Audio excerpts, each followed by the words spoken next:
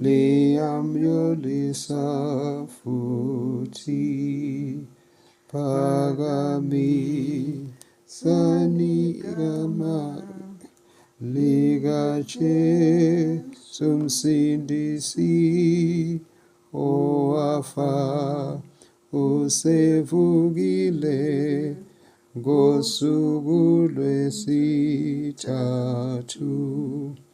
Nxa ukholwa kuYesu uyakuthethelela onke amacala akho neziphambeko zonke.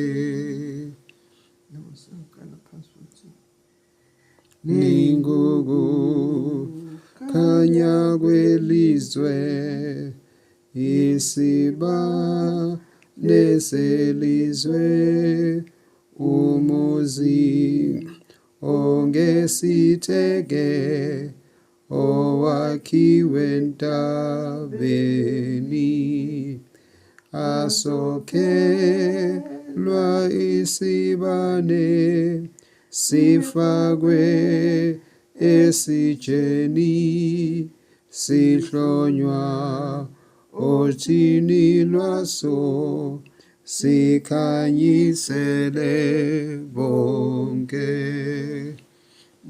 Ngawusawuthi welizwe, kepha nxa edumele awusafanele lutho koyoliswa nganina. Okunyathelwa abantu nokulahlwa kuphela, kepha zilikaJesu liyamyolisa futhi phakamisani igama likaJesu Msindisi owafa usevukile ngosuku lwesithathu. Nxa ukholwa kuYesu uyakuthethelela onke amacala akho neziphambeko zethu. Matthew 5 verse 14. ngaphansi kwesihloko sithi intshumayelo Ivulwa kanjani le nto?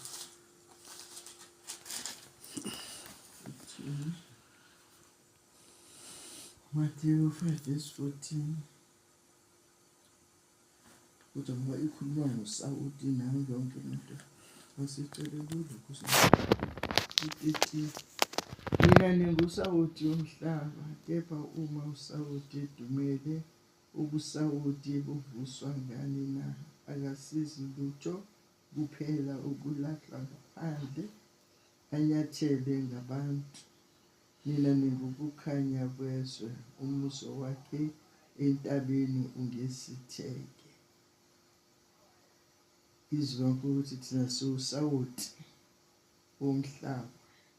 Uma usawoti udumele, nanini nalapha endlini ngiyathemba uma sisebenzisa usawoti, kepha usawoti udumele awuzwakali ekudleni, uyathela ungazwakali. Njengoba kuthiwa kuncishiswa utswayi la eSouth Africa ukuthi ngathi sidla itswayi eliningi. Khona amanye utswayi mawulithela uthola ukuthi nje itswayi ulithelile kodwa alizwakali ngoba bunciphisiwe usawoti bawo.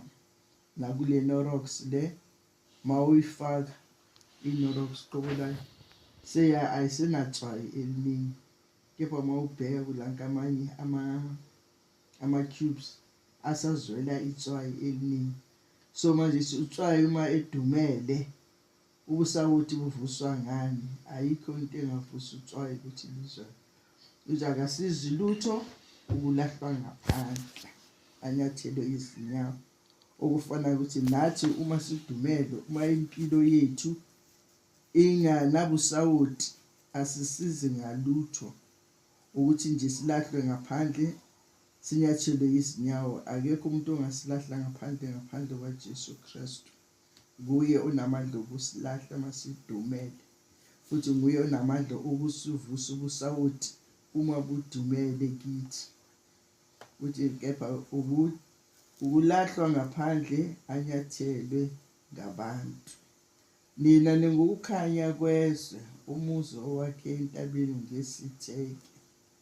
Izwi kaNkulunkulu lisifanisa abazalwana ukuthi siwukukhanya kwezwe. Siwumuzi okhanyayo owakhe entabeni, umuzi okhanyayo owakhe entabeni. Noma umuntu efika ebusuku, lo muzi ngoba usentabeni uyakhanya, umuntu uba nethemba ahambe athi ngiyofinyelela kuloya muzi loya okhanyayo ngizothola ukusizakala khona.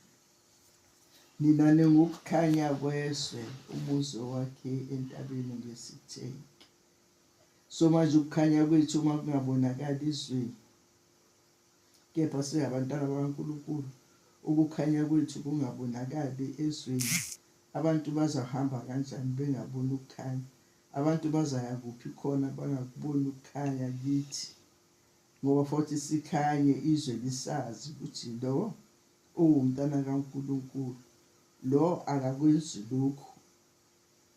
Izinto ziningi esingazenzi singabantwana bakaNkulunkulu ngoba siwukukhanya kwezwe. Kufanele ukuthi sikhanyisele izwe libone kithi ukukhanya. Izwe selingasenathemba futhi libone kithi sinethemba ngoba sinokukhanya. Siwukukhanya kwezwe, sikhanyise izwe. Kungebonakali manje, kepha ngesikhathi esizayo kuzabonakala ukuthi ngempela siwukukhanya kwezwe, ukuthi umuzi wakhe entabeni ngesitheke.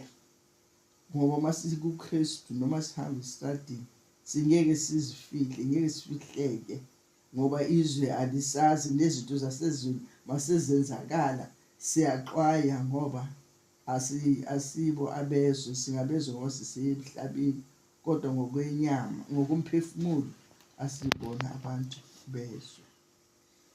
No-15 uthi nomuntu kasokheli isibani asibeke phansi kwesitsha, kodwa usifaka uthini khona siyakubakhanyisela bonke abasendlini. Kuwumuntu lokuthi nje uma usowukhanya, ukhanya kwakho awukufihli, ukhanya kwakho ukubeka ubala ukuthi nabantu bakubone. Njengoba lithi umuntu akasokheli isibani asibeke ngaphansi kwesitsha, uma singaphansi kwesitsha asibonakali, instead sizocisha ngoba kukho moya ngaphansi kwesitsha.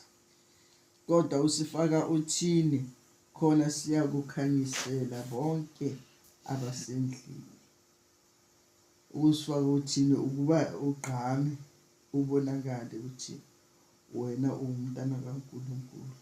uNkulunkulu sengathi angasisiza ukuthi sibukhanya kwezwe, ukuthi siwusawuti omhlaba.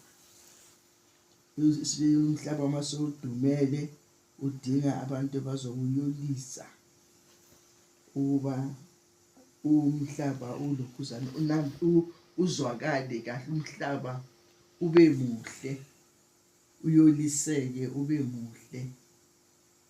Njengoba umubi, kuningi okwenzakalayo emhlabeni. uNkulunkulu ngathi angasisiza, uNkulunkulu abe nathi. Amen. Amen.